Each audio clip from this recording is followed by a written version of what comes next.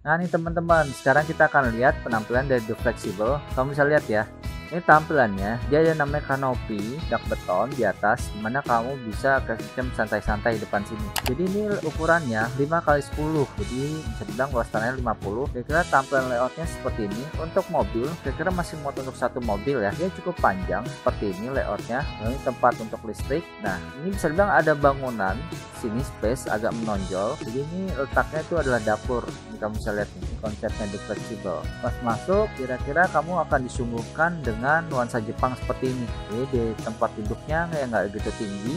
Nah, ini kamu bisa lihat nih tampilan list dari panel-panelnya, untuk storage-nya, ini untuk smart lock-nya. Jadi ini kelihatannya cakep ya teman-teman ya. Ini untuk panel settingnya di sini teman-teman. Oke, nah ini kamu bisa lihat.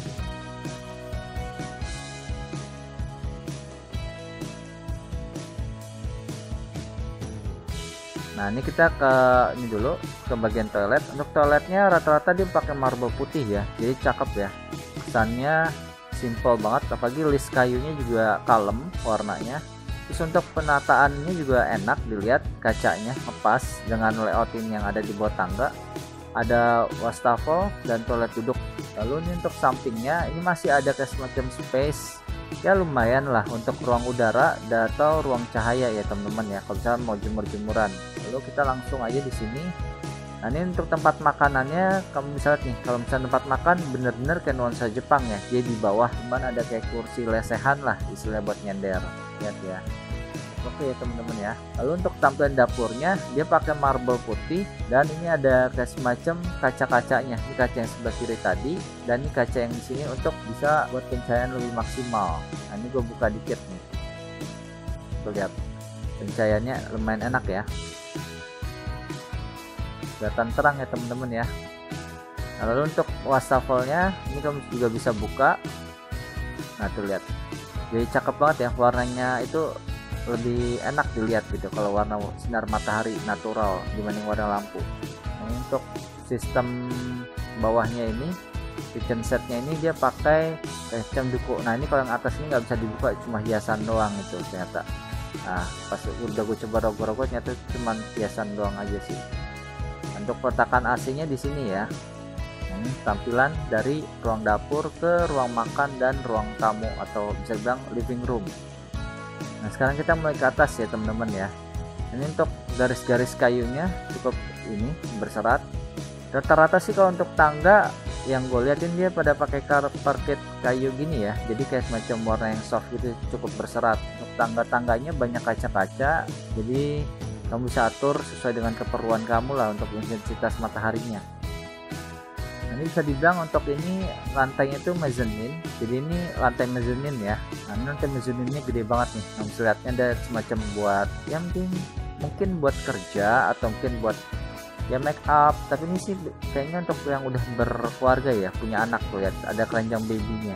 Untuk lemarinya dia menggunakan sistem cuman pakai kayak sekat kayu gini aja, jadi dia nggak pakai kayak kaca-kaca. Nah ini tempat untuk kayak untuk kerja nih, storage-nya kamu bisa lihat. Nah ini teman-teman, nah ini kursinya juga simple, perpaduannya dua warna doang, lebih ke abu-abu soft dan kayu.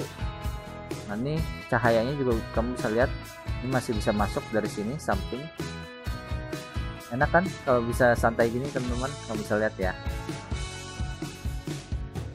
Nah sekarang kita ke kamar mandi dulu ya. Nah untuk kamar mandinya bisa dibilang ini cukup unik. Kenapa gue bilang unik? Karena kamu bisa lihat nih, ini benar-benar dia sistemnya landscape lah kalau gua rasa. Dia benar memanjang pipih gitu. Jadi toilet di bagian sebelah sini.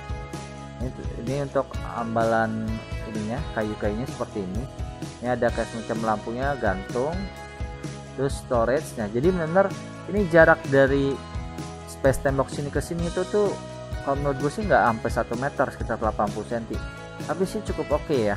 Nah ini kamu bisa lihat nih, tempat buat showernya bener kayak ngepas banget. Tapi so far dengan tinggi gua yang 175, ini sebenarnya masih cukup tinggi ya tempat ininya, plafonnya. Dan ini kacaannya juga bisa kamu atur, ini tingkat intensitas cahayanya tinggal kamu putar-putar aja. Di sini gue sempat nanya sama marketingnya, ini pakai pintunya kayak gimana, apakah pintu dorong keluar atau ke dalam. Kalau kata marketingnya sih itu orang sananya bilang dia akan pakai pintu slide. Jadi memang konsep Jepang itu kan sliding ya pintunya ya. Jadi kalau misalkan kalian pikir deh, kalau misalkan pakai dorong itu pasti kena wastafel.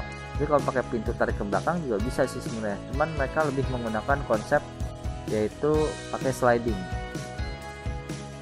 Ini untuk konsep tempat tidurnya cukup simple dan nyaman, ada lukisan. Ini pakai ada pencahayaan buat membantu sinarin lukisan dan garis-garisnya strip putih. Nah, ini cukup lebar. Ini kalau misalkan naruh 2 kursi dan 1 meja juga masih oke, masih muat. Seperti ini teman-teman pemandangannya kira-kira.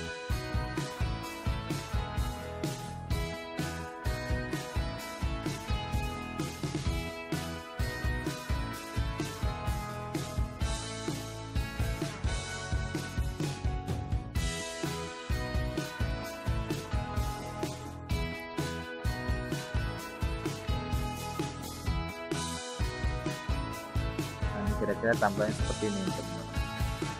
Nah di sini kita udah selesai di skip level ini. Nah sekarang kita ke lantai atas. Untuk railing besinya cakep, dia bulat, jadi dia nggak tajam, jadi dia enak digenggam. Finishingnya halus. Nah di atas ini kalau misalnya ada kamar mandi dan ada 2 kamar juga di sini teman-teman. Nah untuk kamar mandinya ini nyaris sama, jadi bentuknya memanjang ke kiri dan kanan, tapi itu sudah cukup komplit. Nah ini gue masih nyari-nyari itu teman-teman. Ini kalau misalnya pintu didorong pasti mentok wastafel, kalau ke belakang kayaknya gimana gitu. Jadi ternyata setelah gue dapat jawaban kalau nanti pakai slide ya tenang juga sih hati. Nah ini kamar untuk kamar anak nih, jadi saya bilang lantai 2 ini lebih ke untuk anak kalau menurut gue ya teman-teman ya. Nah ini kalau misalnya ini storage, jadi setiap tangga ini ada buat jadi storage, jadi unik juga ya. Di sini jadi kamu kalau misalnya punya anak masih ukuran balita cocok nih, jadi di sini tempat pakaiannya, tempat naruh mainan-mainan dia. Nah ini enak ya katanya ya, one piece. Tuh lihat teman-teman. Nah ini tempat AC-nya di situ. Dan kalau yang ini bisa dibilang punya kamar mandi dalam ya secara nggak langsung. Ini sama seperti desain yang tadi dekat tangga, dia memanjang ke kiri dan kanan. Konsepnya shower lengkap, wastafel dan toilet duduk.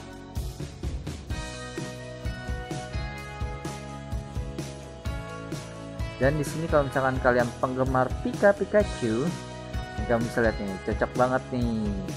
Nah di sini dia nggak pakai kursi karena mejanya memang letaknya cukup rendah di bawah, jadi sistem kayak lesehan, duduk bersila, atau mungkin selonjoran dikit bisa lah ya kalau namanya masih balita gitu lah, masih ya balita atau anak SD sampai kelas 3 lah atau kelas 5. Nah, tempat kaca-kacanya tinggi menjulang sampai ke plafon, lalu tempat buat jendelanya.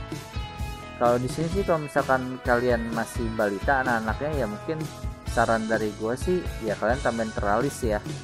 Secara kan namanya anak-anak kan suka berkreasi dengan tanpa batas. Oke, kira-kira dari gue sih segini aja mengenai pembahasan yaitu perumahan The Flexible di Daisan.